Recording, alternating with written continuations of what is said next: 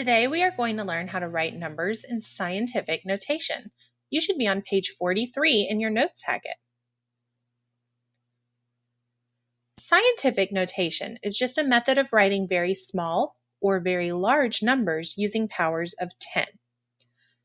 Scientific notation is useful because we can use extremely large or extremely small numbers. So for example, if I had a number like 49 and then I had 7 and then lots of zeros after that. Well, this is a very, very large number, and it gets tedious to have to write that as if I have to write it multiple times and to have to write all of those zeros. What scientific notation does is it lets us write that in a different way. If a number is written in scientific notation, then what we do is we take the existing decimal. So this was a whole number, which means that we may not see a decimal, but there is an existing decimal right here at the end of the number. Well, we would take that number and we would move it so that it was between the first two non-zero numbers, which in this case is between 4 and 9. So I'm moving it from here all the way to here. Well, I need to rewrite this as 4.97, and then as soon as I hit all the zeros, I'm going to stop writing. And then I would say times 10 to the, and I need to figure out what power it was. Well, the power is how many places I moved it. So I moved that decimal 3, 6, 9, 12, 15, 18, 21, and then 22 places. So it's times 10 to the 22nd power. We can do the same thing with very large numbers. So if I had very small numbers, So if I had a very, very small number that had a lot of zeros, and then it maybe looked like this. Well, I would take the existing decimal and I'm going to move it so that it's between the first two non-zeros. So I'm going to put it between the 2 and the 3. So this would become 2.368 times 10 to a power. Well, that power is going to be how many places I moved. So 1, 2, 3, 4, 5, 6, 7, 8, 9, 10, 11, 12, 13. The difference here is that the number I started with was less than 1. If the number that you start with is a decimal or a small number smaller than 1, we are going to take that that exponent and make it negative. So this would be to the negative 13th power.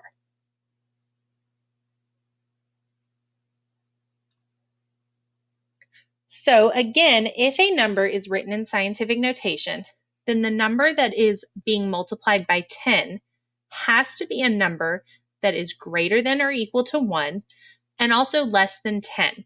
So it's almost always a decimal, but it has to be between 1 and 10. The number before the decimal cannot have more than 1 digit. So let's look at these and figure out if they are or are not written in scientific notation. For 3.45 times 10 to the negative third power, I see that 3.45 is a number that is between 1 and 10. So what I'm looking for is that the number before the decimal is just 1 digit. Since this is 1 digit and that digit is 1 or higher, I know that that is written in scientific notation. So for this one, I would say yes. For 52.9 times 10 to the second power, I see that this is not written in scientific notation because this number is before the decimal is greater than 10. So this is no. For 18 times 10 to the negative fourth, 18 is larger than 10, so this one is also not written in scientific notation. For 2 times 10 to the sixth, this 2 is less than 10, but also greater than 1. So yes, this is written in scientific notation. For 9.4 times 10 to the negative ninth, this 9 is less than 10, greater than 1. So yes, this is written in scientific notation. For 20 times 10 to the 10th power, this number is not less than 10, so no, this is not written in scientific notation. All right, so now let's look at whether or not each of these numbers is in scientific notation and then rewrite them if they need to be rewritten. So for 3.12 times 10 to the 7th power, we see that 3 is larger than 1 but less than 10. So yes, this is written in scientific notation, which means that we do not need to change its value. In 0.56 times 10 to the 8th, this is not written in scientific notation. It looks like it is, but this number before the decimal has to be 1 or higher and less than 10. So it is less than 10, but it is not greater than or equal to 1. So if I need to rewrite this, 0.56 times 10 to the 8th, I need to take this decimal and I need to move it so that it's between the first two non-zero numbers. So as soon as I do that, I have 5.6, but that changes my 8. So if I had 0.56 times 10 to the 8th power, that positive 8 power tells me that I would move that decimal 8 places to the right. So that would be 1, 2, 3, 4, 5, 6, 7, 8, and I would fill in these spaces with zeros. So this number really looks like this. Oh, whoops, I put one too many zeros, sorry.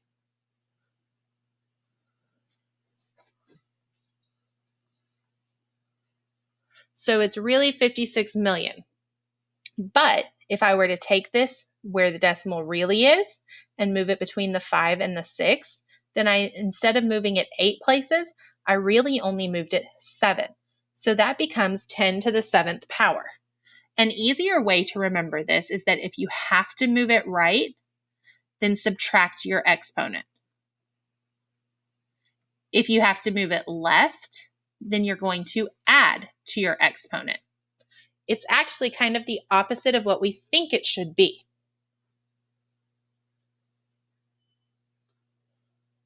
For 91.2 times 10 to the 3rd power, this is not written in scientific notation.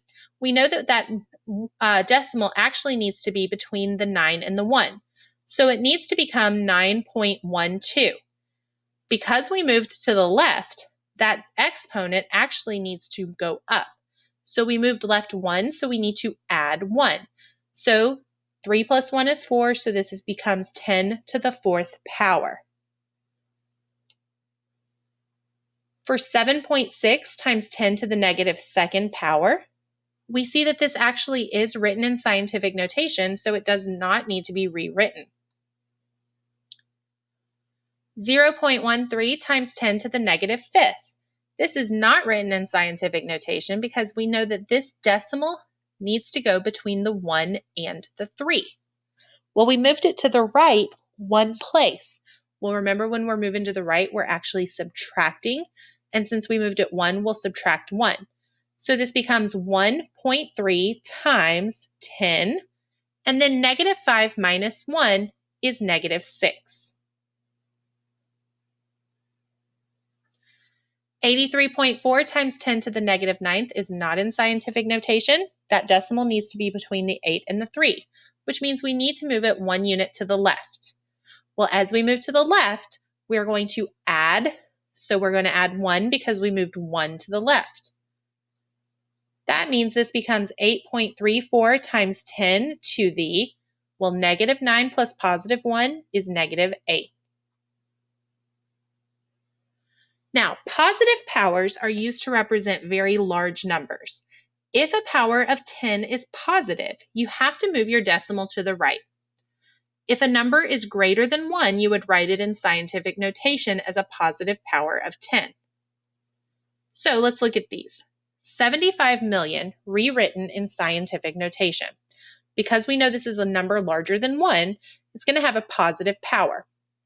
Well, we would write it so that our decimal was between our first two non-zero numbers. So it would go between the 7 and the 5. Well, to figure out how many places it moved, we need to figure out where the decimal started. Even though we don't see a decimal, we know that a whole number always has an invisible decimal at the end. And then all we would need to do is count. So we went 1, 2, 3, 4, 5, 6, 7 places to move our decimal here. And again, because this number was larger than 1, that's going to be a positive 7 as my exponent.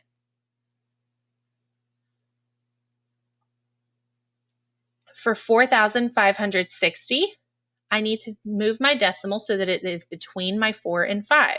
So this is going to become 4.56. Now, I moved the decimal from the end, so I moved it 1, 2, 3 places. So this is times 10 to the third power. For 8,190,000, my decimal needs to go between my 8 and 1, so it becomes 8.19.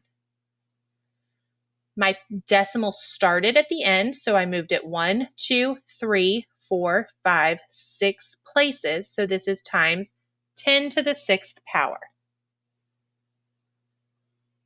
For 1,083,000,000, my decimal needs to go after my first non-zero number, so it needs to go after 1. Now, I'm going to write this as 1.083. Now, usually we're trying to ignore zeros, but if there are non-zero numbers behind that, we have to write it because we can't lose its place value. So, to figure out how far we moved, we start at the end, 1, 2, 3, 4, 5, 6, 7, 8, 9. So we moved 9 spaces, so this is 1.083 times 10 to the ninth power. Now, to write these in standard notation from scientific notation, we look at our exponents. So since this is a positive power, that tells me that I'm going to move to the right. So if I start with 7.8, but it's times 10 to the ninth, that tells me I need to move my decimal 9 places to the right. So 1, 2, 3, 4, 5, 6, 7, 8, 9. And this is my new decimal. Well, all of these empty spaces need to be filled with zeros. Well, you know that you're going to have a comma after every 3 places, so we can rewrite this as 7,800,000,000. For 1.009 times 10 to the 7th power, we would start with 1.009, and we're going to move that decimal 7 places because it's positive to the right. So 1, 2, 3, 4, 5, 6, 7. And it comes here. So we're going to place zeros in those empty spaces. So this becomes 10,090,000. For 3.91 times 10 to the 5th, we're going to move our decimal 5 places to the right.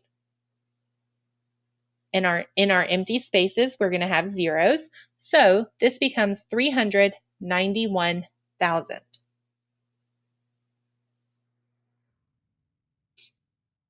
For 4.561 times 10 to the 11th, we have to move our decimal 11 places to the right.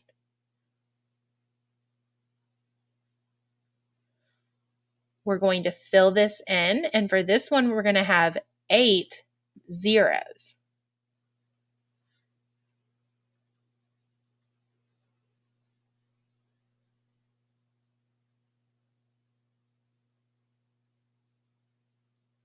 So this becomes 456,100,000,000. Now, negative powers are the opposite of positive powers. Negative powers are used to represent very small numbers. So if you have a power of 10 that is negative, that tells you you have to move your decimal to the left.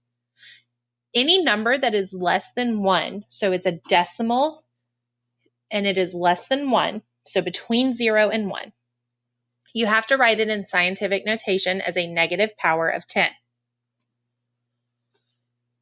All right, so 0.00058. This number is less than 1, which tells us that we would write it with a negative exponent. Our decimal would need to move between the 5 and the 8, so I would write this as 5.8 times 10. And since it started off as a decimal, I know that exponent is going to be negative. Then I just need to figure out how many places I moved it. Well, I moved it 1, 2, 3, 4, 5 places, so it's times 10 to the negative 5th power. 0.0403. That decimal has to come after the first non-zero number, so it's going to come after this 4. So we needed to move it 2 places. Well, I'm going to rewrite this as 4.03 times 10 to the negative 2nd power.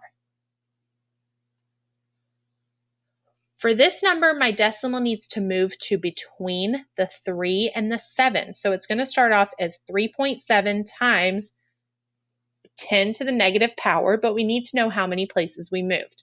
Well, we moved 1, 2, 3, 4, 5, 6, 7, 8, 9, 10. So that's times 10 to the negative 10th power. For 0.00175, our decimal needs to go between 1 and 7. Well, we moved 1, 2, 3 places, so this becomes 1.75 times 10 to the negative 3rd. Now, to rewrite these in standard notation from scientific, we always have to look at our exponent. So for this, since our exponent is negative, that tells me that we're going to move our decimal to the left. So if I started with 6.13, I'm going to take this decimal and I'm going to move it left 7 units. So 1, 2, 3, 4, 5, 6, 7. And it goes here. Well, we're going to have zeros filling out those empty spaces. So it's going to be 0.000000613. For 1.38 times 10 to the negative 12. Because that is a negative exponent, I need to move to the left. So to the left, 12 units.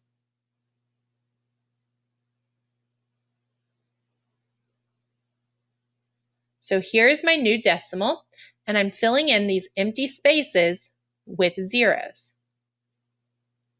So this is going to become 0.0, and it looks like there are 11 of them.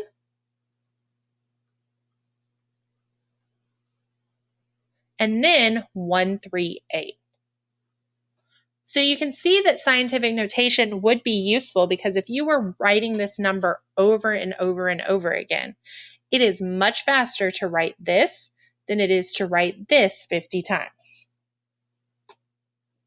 All right, for 5.5 times 10 to the negative 3rd power, that negative exponent tells us to move to the left. So we would move 1, 2, 3, and fill in these spaces with zeros. So we're going to have 2 zeros followed by 5, 5. 8.01 times 10 to the negative 5th. Well, that negative 5 tells us to move to the right, so we're going to move 1, 2, 3, 4, 5 units right, and we're going to have 4 zeros in here. So this is 0.0000801.